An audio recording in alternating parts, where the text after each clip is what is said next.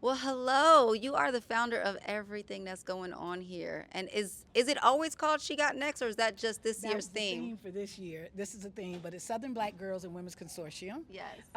We started the organization about 7 years ago, Wow. right? There are three other women that help anchor this vision and help bring this baby into the world.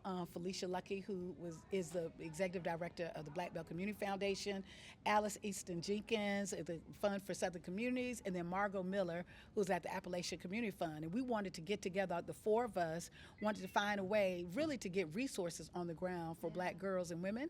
And so it's a $100 million 10-year initiative. That's our goal to invest. We've already invested over $11 million where we've given out directly to groups and organizations on the ground that work with girls. And then we have our annual Black Girl Dream Conference, which is where you are right now. She Got Next. We had over 80 workshops happening as we speak. We've had amazing Black girl leaders to come, inspiration, everything from healthcare to skin care to dance and how you do line dancing to robotics. You know, what we believe that girls need to actually feel fulfilled and affirmed. So that's what we're doing here at the Black Girl Dreams Conference. And it is done amazing. This is pure excellence. So I love what you're doing. I love that you have a blend of things and just a variety of different things because our girls like different things. Absolutely. Right? It's not a one shoe fits everyone type of situation. We all love different things. I'm a girl mom personally, and my daughter has truly been in loving this whole workshop. She's in every room, all the products, the giveaways. It's just such a beautiful thing that they've got going on. I personally have been in the Lush room. My daughter won't leave that's it. The favorite. That That's one of the favorite. No, actually, the hair braiding is the favorite. I saw that on the Yes. itinerary. I'm definitely gonna hit that one up. Lush is one of her favorite ones. She loves a bath bomb. She loves just the keeping it moisture. I even had the new hairline, which I'm super excited about too, Oh, for the congratulations. curls and everything. So I'm excited about that. But I love what you're doing. Thank you. And you know, what I'm really excited about this year is that years ago there was a young woman I met at the age of 14. I was a young woman myself. I was in my early 20s. I was 23, 24, and I met her, and it was something about her that was just special. That's something I knew this gift. And ironically, we've stayed in relationship with each other over the years, and she is now the current executive director. So she is the person. It is the one who I mentored who is now mentoring me. Wow. And she is the person who is actually leading this work. It makes me full just to even think about it. You know, that I think that's the story that people need to hear to really understand that mentorship works. That when you invest in good ground, you're going to yield. If you got a good seed and good ground, you are going to yield a harvest. And what you're seeing right now and experiencing is we have a harvest. We've got a harvest of 1,200 Black girls who are running around these halls. We have taken over the Marriott Marquis in Atlanta. There's pink and brown and purple and blush everywhere, you know, and they're doing things that they want to do, things that make them feel powerful, make them feel pretty, make them feel brilliant, you know, and that's what I really love about it. And we're also really taking the moment to celebrate Black brilliance. Yes. You know, we just did our first awards this year. And we're excited at our She Got Next. And two of the young women who solved a 2,000-year problem with Wow. trigonometry, which is the Pythagorean theory. Wow. But those two young women who were in high school when they solved it, they were here today and were able to get an award. I'm just saying, it's just goodness and brilliance and Blackness everywhere. I truly love it. I'm honestly inspired. One of my prayers that I've been praying even recently for my life is just I'm in my yes season. And I'm just asking God to just whatever that yes is, whatever that door is that I'm going through, make sure it's impactful.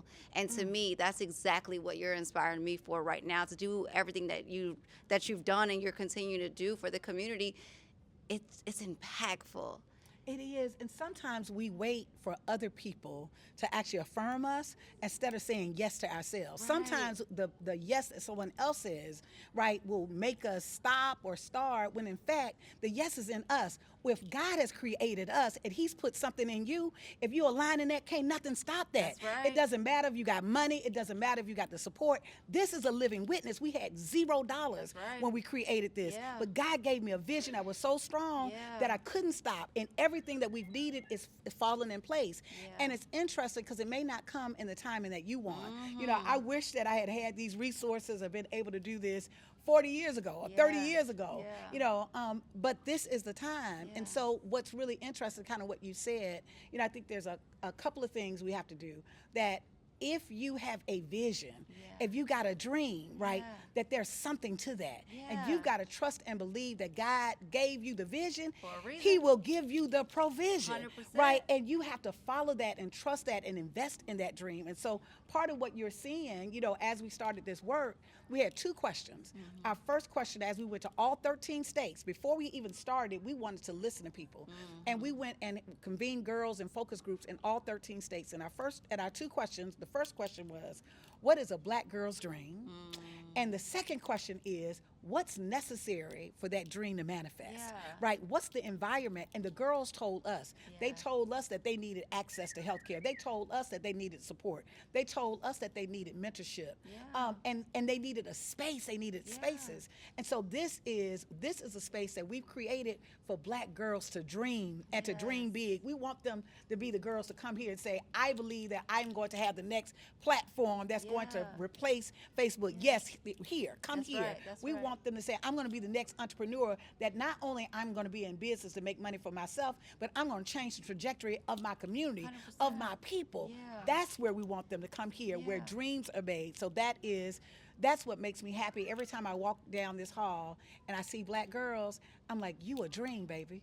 You're a dream. You're a dream holder, and there's something in you. And what we know is that when God gives you good seeds, and you plant them in soil that you are fertilizing, that you are watering with love, that you are holding care, you are shining light on them, that those seeds got to grow. It is the nature of those seeds to grow. And so this work, what we believe are Black Girl Dreams, are seeds. Yes, I love that. I love that. And the word is very clear. We reap what we sow. So We reap plant what those we good sow. seeds right now. And I just pray blessings and prosperity and peace over all, and love We receive over everyone in here, because what you're doing is powerful, and it's giving these girls not just awakening their dreams, but making it a reality one day, because they've seen you do it. And I think it's powerful to say it doesn't matter where you started.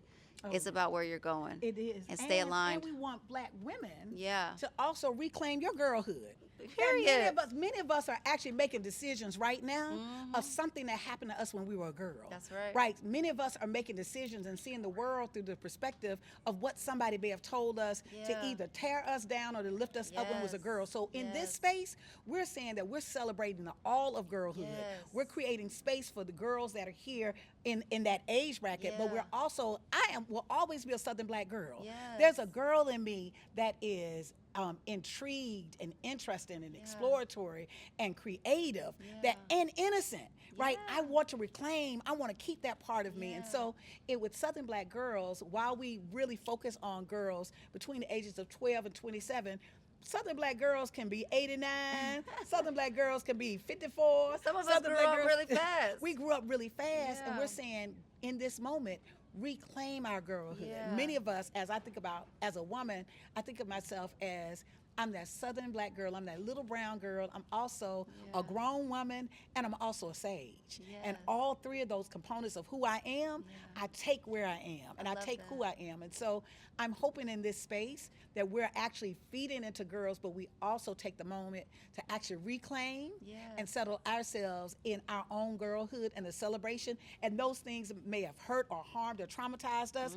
We're not going to run away from them. No. We're going to deal with them, and we're snatching our girlhood That's back. right. We're snatching our innocence back. Yeah. We're snatching our love back. We're snatching those things that bring us joy back. Yeah, I love that. One thing I always tell women, especially moms, because depending on where we grew up or how we grew up or the traumas that we've had, a lot of times until you become an adult, your childhood traumas, they show up, That's right. But I say this all the time, and it's like, heal, because your Heal. kids don't deserve the broken versions of you, and heal so that your kids don't have to grow up trying to heal from you. That's right. So I love what you said when you're like, sometimes I'm still that little girl. Like, bring that back to life and enjoy these moments. You get to walk around, the hair braiding, the lotions, all the things, the crafts that you have, the workshops. It awakens something in us too, and no matter what age you are, it's not too late to start. It's not too late to So start. I love that. Thank you. Yes. There was one day I remember years ago, even before, I know the nexus of this vision, but even years before that, there were drops of this vision that came to me.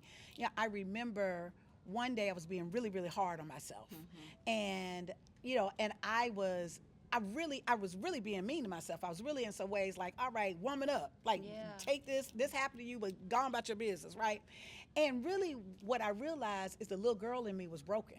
That there's a part of me that really had attached to these feelings of rejection that I actually learned in my girlhood, right?